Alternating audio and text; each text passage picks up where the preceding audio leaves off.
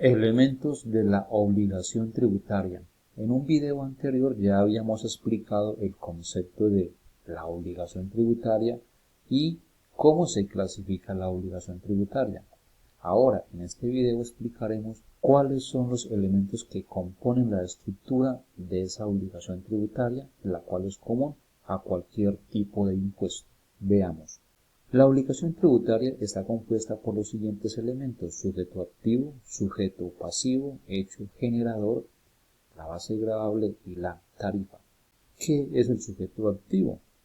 Es el Estado, quien se beneficia del pago del tributo, quien recibe el tributo, quien tiene la facultad de cobrarle o exigirle al contribuyente el pago del tributo.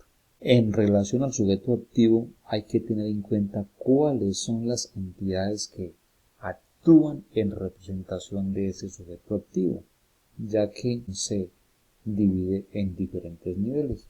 La entidad que actúa en representación del sujeto activo nación es la DIAN, quien se encarga de gestionar el cobro y recaudo de los tributos desde el punto de vista de los impuestos nacionales. El sujeto activo departamento, quien actúa en representación de ese departamento, serán las Secretarías de Hacienda y Finanzas Públicas. El sujeto activo municipio está representado para la gestión del recaudo y cobro de los tributos por las Secretarías de Hacienda y Finanzas Públicas. El segundo elemento es el sujeto pasivo. ¿Qué es el sujeto pasivo? Es el contribuyente, sobre quien recae la obligación de pagar el impuesto al Estado. Y este sujeto pasivo puede adquirir dos connotaciones muy importantes. Puede adquirir la connotación de sujeto pasivo jurídico y la connotación de sujeto pasivo económico. ¿Cuándo ese sujeto pasivo es jurídico? Cuando tiene la responsabilidad directa de responderle al Estado por el pago del tributo. Entonces ahí tenemos a la empresa, negocio o contribuyente, quien debe responder jurídicamente al Estado en caso de que no cumpla con esa obligación tributaria. Es él quien se verá abocado a asumir las sanciones del caso si no cumple con el pago de las diferentes obligaciones tributarias. Y es económico en el sentido de que es la empresa, el negocio o contribuyente quien debe afectar su propio bolsillo, su propio pecunio, para responderle por esas sumas en relación a los impuestos también ante el Estado. Veamos el siguiente ejemplo. En el escenario del impuesto a las ventas por pagar IVA, la venta de una camisa por valor de 100.000 pesos más el IVA del 19%. Tenemos un sujeto pasivo jurídico y un sujeto pasivo económico. ¿Quién será el sujeto pasivo jurídico? El vendedor de la camisa. ¿Y quién será el sujeto pasivo económico? Quien compra la camisa. Es así pues que el sujeto pasivo jurídico vendedor asume la responsabilidad jurídica ante el Estado de cobrar un IVA en el momento en que factura la venta de la camisa. Y es el comprador, es decir, el consumidor, quien asume la responsabilidad económica de pagar no solamente los 100.000 pesos que vale la camisa, sino también el valor del impuesto del 19% que se le agregará a esa camisa. Entonces ahí tenemos la responsabilidad jurídica por parte del sujeto pasivo y la responsabilidad económica por parte del comprador o el consumidor. El sujeto pasivo jurídico deberá entonces recaudar y pagar el IVA al Estado, tiene la responsabilidad jurídica, y el sujeto pasivo económico tendrá la responsabilidad económica de pagar el IVA en su compra. Está afectando su propio pecunio, su bolsillo, para pagar el IVA por un artículo que consumió. Tercer elemento, hecho generador.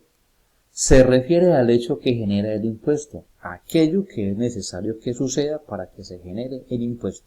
Si no se presenta esa situación, entonces no hay impuesto.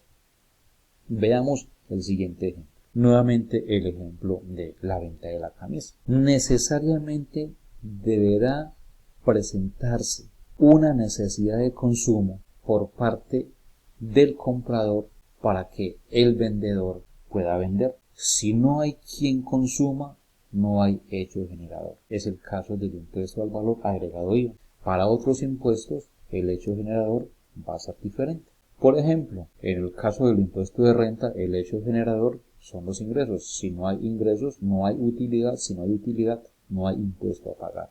En el IVA, si no hay quien consuma, no hay quien venda, y si no hay quien venda, no podrá facturar IVA. En el impuesto nacional al consumo, también el hecho generador será el mismo consumo, entre muchos ejemplos más.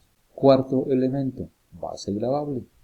Corresponde al valor que será sometido a la tarifa vigente, es decir, al valor sobre el cual se le aplica ese porcentaje, el cual va a ser diferente dependiendo del tipo de impuesto.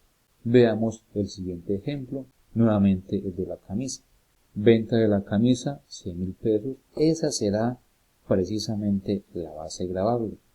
Sobre los 100.000 pesos se aplicará la tarifa, en este caso del IVA del 19 para poder determinar el valor del IVA. Así pues, que la base gravable es el valor sometido a la tarifa.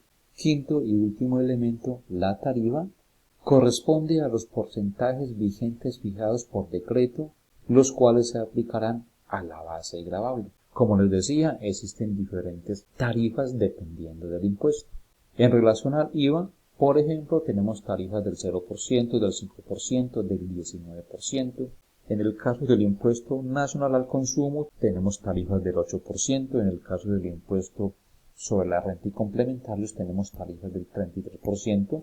Tarifas de acuerdo al sistema cedular para efectos del cálculo del impuesto de renta para las personas naturales del 0%, del 19%, entre otros. Veamos el siguiente ejemplo. Nuevamente el ejemplo de la camisa. Venta de la camisa, base gravable 100.000 pesos, le vamos a aplicar una tarifa del 19%. Esa será la tarifa, el valor que se aplica a la base gravable para obtener finalmente el valor del impuesto. Bueno, mis amigos, como siempre espero que este video haya sido de mucha utilidad, hayan aclarado sus dudas, invitarlos nuevamente para que dejen sus comentarios, así como también para que se suscriban al canal y puedan recibir de manera permanente todo el material que estoy trabajando para ustedes. Hasta la próxima.